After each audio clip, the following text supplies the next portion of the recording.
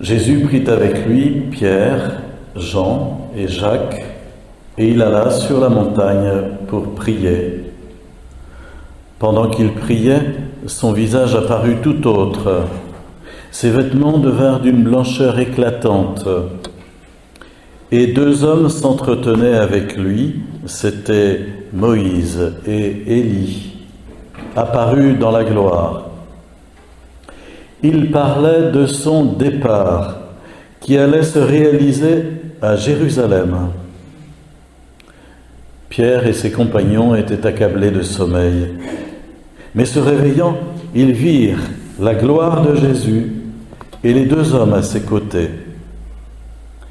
Ces derniers s'en allaient quand Pierre dit à Jésus, « Maître, il est heureux que nous soyons ici. Dressons donc 3 tentes, une pour toi, une pour Moïse et une pour Élie. » Il ne savait pas ce qu'il disait. Pierre n'avait pas fini de parler qu'une nuée survint et les couvrit de son ombre. Ils furent saisis de frayeur lorsqu'ils y pénétrèrent. Et de la nuée, une voix se fit entendre, « Celui-ci est mon fils, celui que j'ai choisi. Écoutez-le. » Quand la voix eut retenti, on ne vit plus que Jésus seul. Les disciples gardèrent le silence, et de ce qu'ils avaient vu, ils ne dirent rien à personne à ce moment-là. Cet épisode de la transfiguration de Jésus est sûrement moins connu que d'autres, et il nous est redonné au moins 2 fois dans l'année, le 6 août, qui est la fête de la transfiguration à proprement parler, et puis aussi en ce 2e dimanche de Carême. Et autant dimanche dernier, nous étions au désert avec Jésus, et en Israël, le désert est bas, si j'ose dire, quelquefois en dessous même du niveau de la mer. Songez à la mer Morte, qui est quelque chose comme 300 à 400 mètres en dessous du niveau de la mer réelle. Autant ici, nous sommes sur une montagne qu'on identifie comme étant le mont Tabor, quand on va faire un voyage en Terre Sainte. Et Jésus donc a gravi cette montagne qui est haute de 600 mètres avec 3 de ses disciples, Pierre, Jean et Jacques, les 2 frères. Et il se montre à eux transfiguré, métamorphosé, nous dit saint Luc, resplendissant de lumière. Et c'est un thème qui a particulièrement été saisi par les iconographes, par exemple, cette lumière divine qui se diffuse sur les disciples. Et les disciples sont totalement décontenancés, car pour la première fois, ils comprennent que Jésus est plus qu'un rabbi, plus qu'un sage, plus qu'un maître qui enseigne. Il est Dieu lui-même. Et la nuée qui les enveloppe, et qui leur pose d'ailleurs beaucoup de frayeur, la nuée est le signe de la présence du Père. Et de cette nuée, donc, la voix retentit, « Celui-ci est mon Fils, celui que j'ai choisi, écoutez-le. » Une fois de plus, comme au jour du baptême au Jourdain, Jésus est désigné comme le Fils, par la voix du Père. Et les disciples sont totalement un peu perturbés et étonnés par cet épisode qui, dans la marche de Jésus vers Jérusalem, prend place comme quelque chose qui leur montre le terme même du chemin vers lequel Jésus se dirige, qui est le chemin de la mort sur la croix, le chemin de la passion, mais qui doit aussi se terminer par sa résurrection. Et c'est comme une annonce de la résurrection, cette transfiguration, comme des arts à l'avance de la résurrection. Mais les disciples n'auront pas compris, si bien que ils comprendront beaucoup plus tard, une fois que Jésus sera ressuscité. Mais les évangélistes ont voulu véritablement nous transmettre cet épisode comme étant très important. Et ici, dans l'évangile selon saint Luc, on voit Jésus transfiguré, entouré de Moïse et d'Élie. Et il parle avec lui de son exode, de son départ. de son départ à travers la mort vers la résurrection, l'exaltation et l'entrée dans la gloire. Et avec lui, de cette possibilité qui nous est donnée, nous aussi, d'entrer dans la gloire à la suite de Jésus.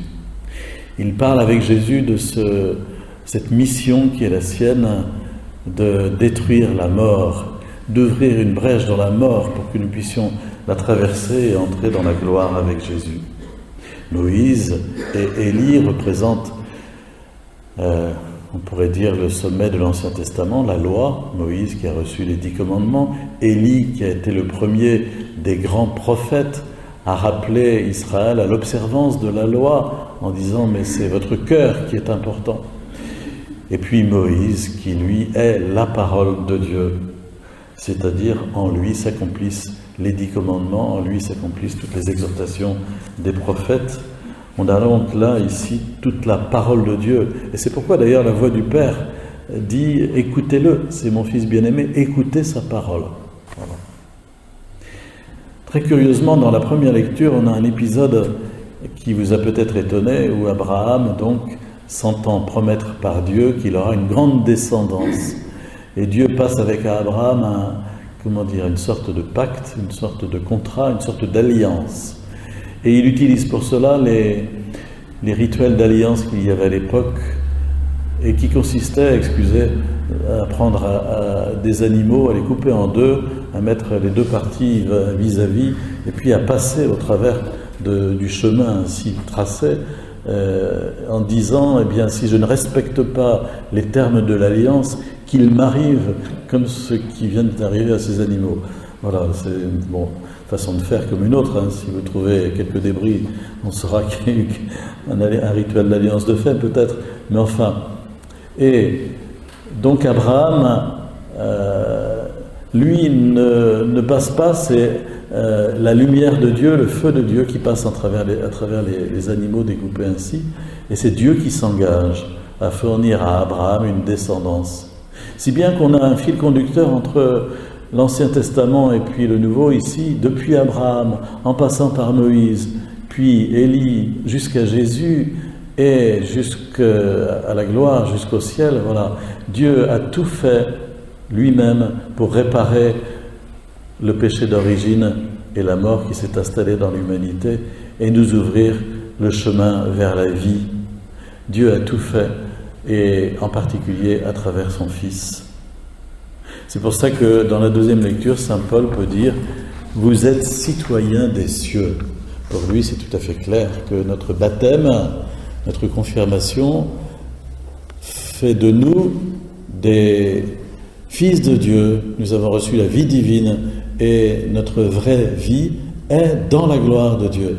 Notre vie sur la terre est un don qui nous est fait pour nous préparer à entrer dans la gloire de Dieu et à vivre face à face avec Dieu. Et donc, saint Paul est un peu saisi par la fermeture de ses contemporains et des païens, peut-être à ce don qui est fait. Et il dit, beaucoup de gens vivent en ennemis de la croix du Christ, beaucoup vont à leur perte, leur Dieu c'est leur ventre, ils mettent leur gloire dans ce qui fait leur honte. Vous voyez qu'il ne marchait pas ces mots. Et ils ne tendent que vers les choses de la terre. Voilà un portrait de la personne sans Dieu. Ils ne tendent que vers les choses de la terre.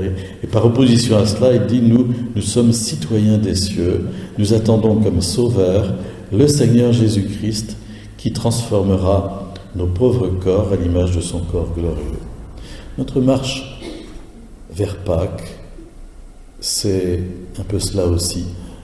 Nous allons célébrer Jésus ressuscité à la veillée pascale, le jour de Pâques, et nous célébrons ainsi le don qui nous est fait de pouvoir entrer dans la gloire de Dieu et recevoir nous aussi la résurrection.